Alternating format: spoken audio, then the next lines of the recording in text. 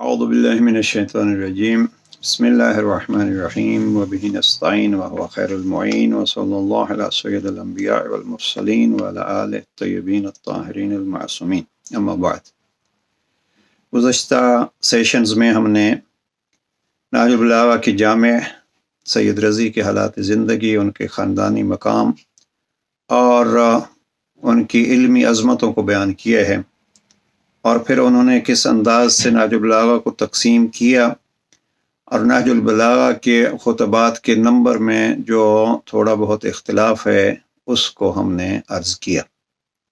آج کے سیشن میں ہم یہ عرض کرنا چاہتے ہیں کہ نہج البلاغہ پر اردو میں جو کام ہوا ہے اس میں سے بالخصوص کون کون سے ترجمے ہوئے۔ یاد رہے کہ نہج البلاغہ جو عربی زبان میں اس پہ کام ہوتا رہا، اور پھر فارسی میں بھی ایک کام ہوا، اگرچہ فارسی میں بھی اس معیار کا نہیں ہوا جیسے ہونا چاہیے تھا، بہرحال کچھ نہ کچھ ہوا، لیکن اردو میں بہت دیر سے مومنین اس طرف متوجہ ہوئے، اور سب سے پہلا ترجمہ جو نہج البلاغہ کا اردو زبان میں کیا گیا ہے بر صغیر میں، وہ سید ذاکر حسین بریلوی، اور ان کا ترجمہ ہے نئے رنگ فصاحت۔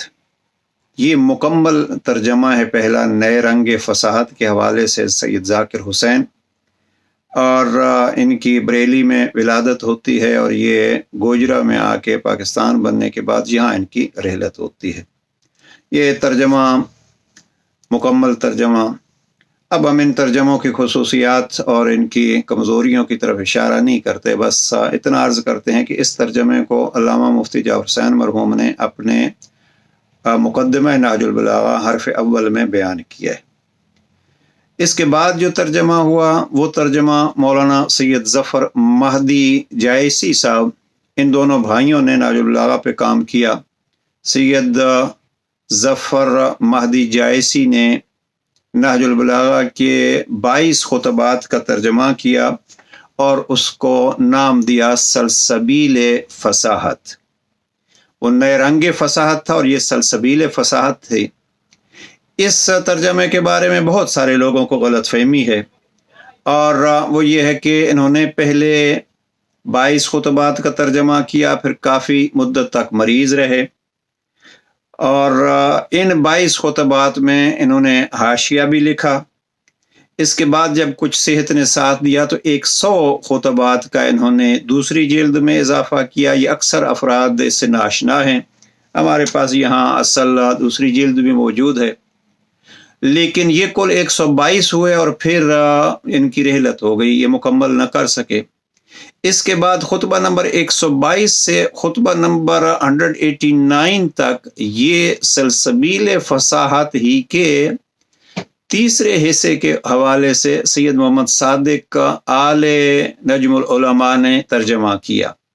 تو یہ سلسبیل فصاحت کے 3 حصے ہیں، پہلے 2 حصے جناب ظفر مہدی صاحب کے، اور ایک حصہ سید محمد صادق کا۔ اس لیے بعض لوگ جو ہیں وہ کہتے ہیں کہ فقط سید ظفر مہدی نے 22 خطبات کا ترجمہ کیا، اور بعض جو ہیں وہ سید صادق کے ترجمے کو بھی مکمل ترجمہ سمجھتے ہیں۔ تو یہ 2 ترجمے جو ہیں وہ پرانے ترجمے ہیں۔ اس کے بعد ایک ترجمہ جو ہوا وہ جناب سید یوسف صاحب قبلہ امروہوی، ان کا ترجمہ ہے۔ ان کے ترجمہ میں یہ ذکر ہے کہ ترجمہ انہوں نے کیا، اور میرے پاس یہاں بڑی مشکل سے کچھ ایک خطبے کا ترجمہ ملا ہے، اور باقی اس کا کوئی ذکر نہیں ہے۔ ان کی رحلت ہوتی ہے 19 دسمبر 1933 میں۔ اب یہ تیسرا ترجمہ ہے، لیکن اس وقت اس کا کوئی وجود جو ہے وہ ایک خطبے سے زیادہ نہیں ہے، اللہ کرے کہیں مل جائے۔ بہرحال یہ تیسرا ترجمہ آپ کہہ سکتے ہیں جو ہوا ہے، لیکن اس کا پرنٹنگ میں کوئی وجود نہیں ہے۔ اس وقت بعض ترجمے ایسے ہوتے تھے جو رسالوں میں شائع ہوتے تھے، حصوں میں شائع ہوتے تھے، اور پھر کہاں قوم کو وہ ان محنتوں سے آشنائی اور آگاہی کے ان کو محفوظ کریں۔ بہرحال یہ 2 ترجمے 3 ترجمے ہو گئے۔ اس کے بعد ایک ترجمہ کیا ہے، اور اس ترجمے کے بارے میں بھی یہ ترجمہ ہے جناب سید حیدر کھجوی کا۔ یہ دو باپ بیٹا ہیں سید اظہر، انہوں نے ایک مقدمہ لکھا ہے نہج البلاغہ، کوئی 70 صفحات کا ہے، ہمارے پاس اس کی فائل موجود ہے، کہیں سے ہمیں ملا اور وہ پرنٹ اس کا ہمارے پاس موجود ہے۔ تو انہوں نے مقدمہ نہج البلاغہ لکھا، اور پھر ان کے بیٹے نے سید حیدر نے اس کے 72 خطبات لکھے ہیں۔ علی حیدر صاحب کا ترجمہ اور ان کے والد گرامی سید اطہر کھجوی مرحوم کا مقدمہ۔ یہ ایک ترجمہ ہے جو بہت خوبصورت ترجمہ ہے، لیکن یہ مکمل نہیں ہے۔ سید انصار حسین رضوی ماہلی ایک بزرگ ہیں، انہوں نے اس ترجمے کو جو 70 خطبے ان کو ملے ہیں ان خطبات کو الگ شائع کرایا۔ یہ کتاب ہمارے پاس موجود ہے۔ اس میں 70 خطبات پہلے انہوں نے جناب سید علی حیدر کے نقل کیے ہیں، اور اس کے بعد پھر انہوں نے سلسلہ شروع کیا ہے مفتی جعفر حسین مرحوم کے خطبات کا، اور ترجمہ ان کا پیش کیا ہے۔ اور جو خطبات کا ترجمہ ہے وہ ان دو بزرگوں سے، خطوط کا ترجمہ انہوں نے عبد الرزاق ملی آبادی کا لے کے آئے ہیں، اور کلمات کسار کا ترجمہ سید مرتضی حسین صدر اللہ فاضل سے۔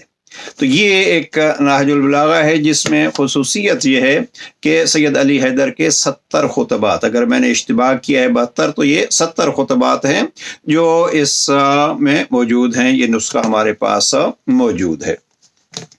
اس کے بعد جو ترجمے ہوئے ہیں، میرے خیال میں ان 4 ترجموں کے بعد جو 5واں ترجمہ ہے وہ 3 حصوں میں ہے۔ وہ لاہور سے یہ شائع ہوتا ہے شیخ غلام علی اینڈ سنز کی طرف سے۔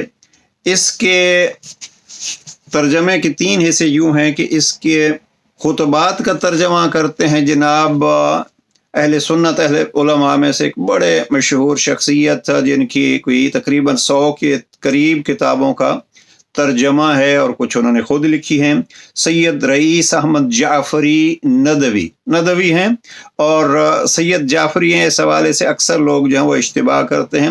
یہ ترجمہ جو ہے یہ انہوں نے کیا ہے، یہ مفتی جعفر حسین مرحوم سے پہلے کا ترجمہ ہے، تقریباً ان کے ترجمے سے 2 سال پہلے۔ اس میں جو شیخ غلام علی اینڈ سنز نے شائع کرایا ہے یہ خطبات کا ترجمہ رئیس احمد جعفری صاحب سے، اور خطوط کا ترجمہ مولانا عبدالکلام آزاد کے قریبی قریبی ساتھی تھے مولانا عبد الرزاق ملی آبادی۔ ترجمہ خطوط جو ہے وہ انہوں نے کیا ہے، اور ان کا خطوط کا ترجمہ جو ہے وہ الگ بھی شائع ہوا ہے۔ اور اس حصے کے کلمات کسار کا ترجمہ سید مرتضی حسین صدر اللہ فاضل نے کیا ہے۔ اس میں خوبصورتی یہ ہے کہ بعض بڑے اچھے مضامین بھی اس میں موجود ہیں۔ اس ترجمے کے بعد جو ترجمہ آیا ہے اور سب سے زیادہ اردو ترجموں میں جس کو شہرت ملی ہے وہ علامہ مفتی جعفر حسین مرحوم کا ترجمہ ہے۔ یہ ترجمہ 1956 میں مفتی جعفر حسین مرحوم اس کو مکمل کرتے ہیں، اور اس ترجمے کی خصوصیت یہ ہے کہ بڑے ہی مفصل انداز سے علامہ علی نقی صاحب نے اس کا مقدمہ لکھا ہے۔ تو یہ ترجمہ کو بہت شہرت ملی ہے، اور درجنوں اداروں نے اس کو ہزاروں کے مقدار میں شائع کرایا ہے۔ یہ ترجمہ مفتی جعفر حسین مرحوم کے ترجمے کے بعد ایک ترجمہ آیا ہے، یہ مولانا مرزا یوسف حسین صاحب کا ترجمہ ہے، جنہوں نے خصوصیت کے ساتھ مفتی جعفر حسین مرحوم کے ترجمے کا ذکر کیا ہے۔ یہ مرزا یوسف حسین صاحب کا ترجمہ شیعہ جرنل بک ایجنسی لاہور سے شائع ہوتا ہے۔ اس کے خطبات کا ترجمہ جناب مرزا صاحب نے کیا ہے، اور مکتوبات و کلمات کا ترجمہ مولانا محمد ذکی سرور کوٹی کا ہے۔ یہ ترجمہ ان 2 بزرگوں نے مل کے کیا ہے۔ اور اس کے بعد، اور میرے خیال میں یہ آخری ترجمہ ہے اگر میں اشتباہ نہ کروں، تو وہ ہے مولانا سید ذیشان حیدر جوادی صاحب کا۔ یہ مولانا سید ذیشان حیدر جوادی نے ترجمہ کیا ہے اور انہوں نے کافی بہرحال محنت کی ہے۔ یہ ہے نہج البلاغہ کے ترجموں کا مختصر سا ذکر۔ ویسے ہمارا یہ شوق ہے اور ترجموں پہ ہم نے بہت سارے ترجمے یہ جمع کیے ہوئے ہیں، بلکہ ہمارے پاس جو ہیں وہ اردو علاقے سے اس سرزمین سے تعلق رکھنے والے، یہ ہمارے پاس گجراتی کا ترجمہ ہے، یہ ہمارے پاس پشتو کا نہج البلاغہ کا ترجمہ ہے، اور یہ سندھی کا ترجمہ بھی آپ کو یہاں مل سکتا ہے، اور ہمارے پاس جو ہے وہ سرائکی کا، اس کو پنجابی کہیے سرائکی کا کہیے، زیادہ وہ سرائکی ہے، یہ سرائکی کا ترجمہ بھی موجود ہے۔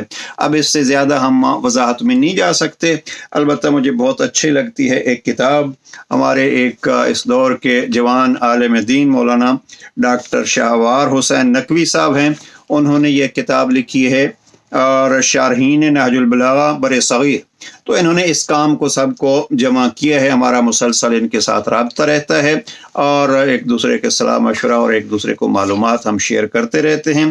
پروردگار ہمیں ان محنتوں سے استفادہ کی توفیق نصیب فرمائے۔ اور عزیزان، جیسے میں نے عرض کیا ہے، ہمارا تو یہ شوق ہے، لیکن اصل شوق کیا ہونا چاہیے؟ وہ شوق ہے کہ ہم ان ترجموں سے فائدہ اٹھاتے ہوئے کلام امیر المومنین اور تعلیمات امام ہدا، ان تعلیمات کو اپنی زندگیوں میں استعمال کریں۔